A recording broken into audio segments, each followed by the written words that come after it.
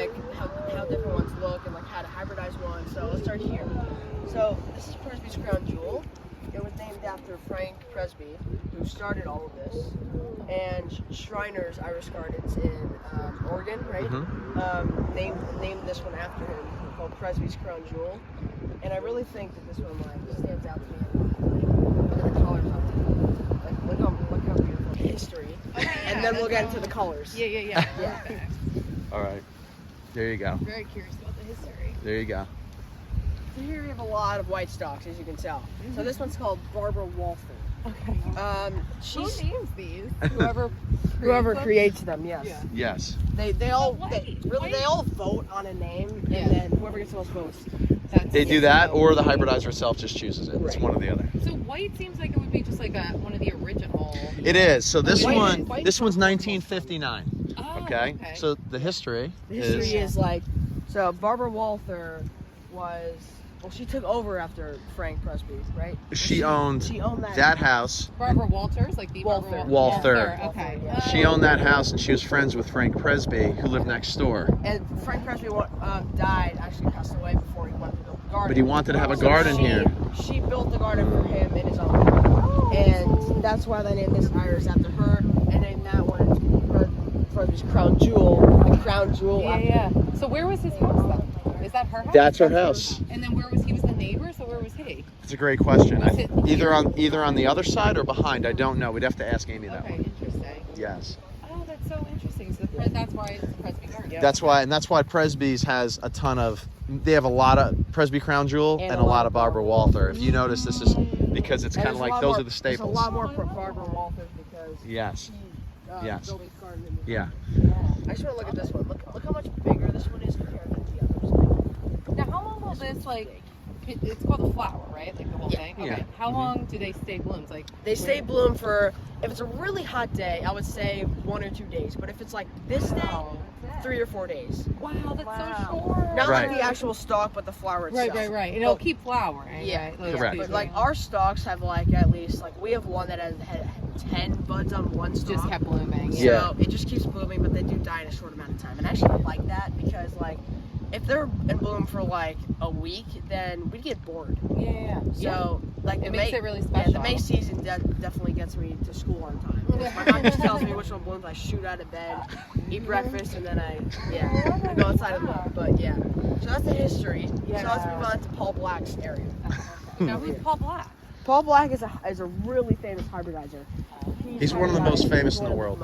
And where's he from? Here? He's from Oregon. Well, he lives in okay. Milwaukee, Wisconsin. We're But meeting him on Friday. He He's owned. alive still. He is. Yeah, He's 76. 76, yeah. And he's part owner of Mid-America Garden in Oregon. That's where we're headed.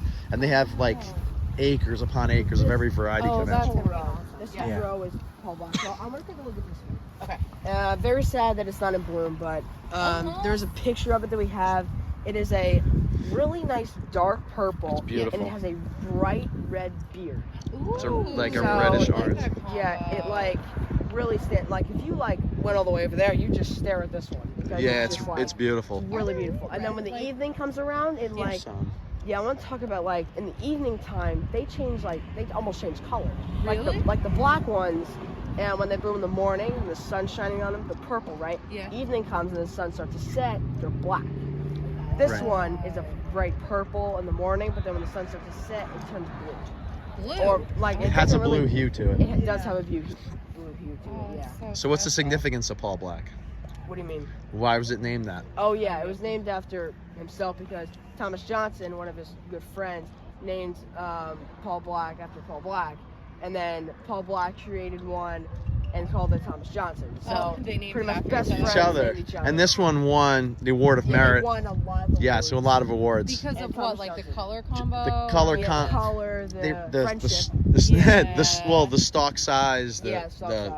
they rank them on a lot of different criteria that I still don't know a ton about Yeah, yet. that's what I was gonna say. So like the bigger the There's stalk. iris judges based on, I guess, the consistency, the form, the amount of buds on a stalk, the branching on a stalk. Like if you hybridize this and there's like 4 flowers coming off to the right, it's going to constantly fall over. So part of the hybridization is factoring in. You see like the growth, boom, boom, boom, boom. So that's factored in. And if it doesn't come up as a good seedling, they'll just throw it out. So it has to be all that is in consideration to make a good iris.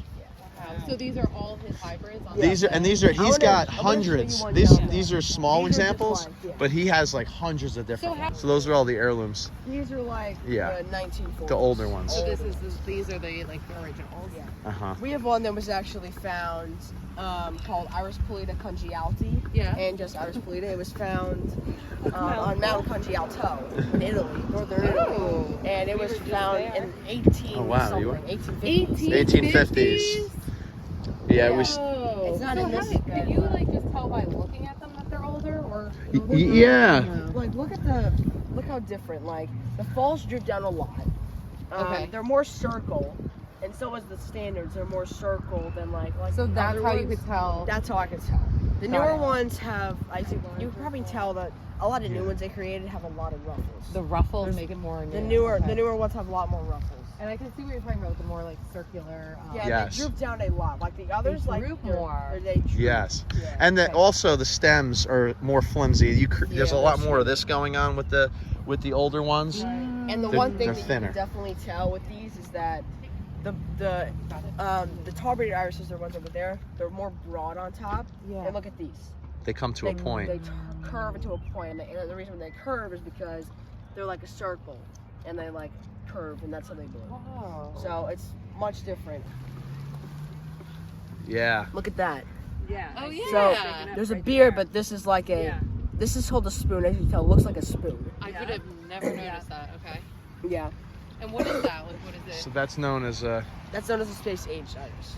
Oh, that's just like a characteristic of it. It doesn't Correct. serve a purpose. Okay. Correct. That's what it is. It's just It a has its characteristic. name. It has a name. The certain iris. I think it's called silver silk. But this certain one that has a spoon on it is called the space-aged iris. So if you see an iris with horns, spoon, and the flounces I'm about to show you, you'll know it's space-aged. Got it. Yeah. Look at this. Okay. Oh. That's the one we were It almost saying looks is like- sort of ugly. Yeah. Color Yeah. almost looks. Mustardy. Green. Yeah, I was gonna say green. Yeah, it looks Yeah. like muddy or the something. most- Like yeah. you look at it and you're like, oh my god, is it? So. But this is look, it has a spoon. So that's Yeah, kind of a right? spoon thing. Yeah, Whereas those and look at this and- one here. Yeah, this one's a Oh, horn. sorry. So you got three different ones. Okay. So look at this. This is just a horn because you can see it's like really pointy like a horn, but it's actually really soft. Oh.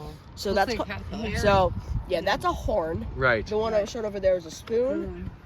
This is also a spoon. Yeah. Where's the But- flounce? Wasn't there one that had a flounce Well, on it? Mesmerizer did, but Mes- that's back over there. Mesmerizer's back over there. So when we make catch our that way on the back way to the back. start of the tour, I will show you the flounce one. So we have spoon Right. and horn. And the thing about these are that like a lot of the judges have a hard time judging these because there's variability in the genes with horns, flounces, and spoons. Here's So another horn. so you might have.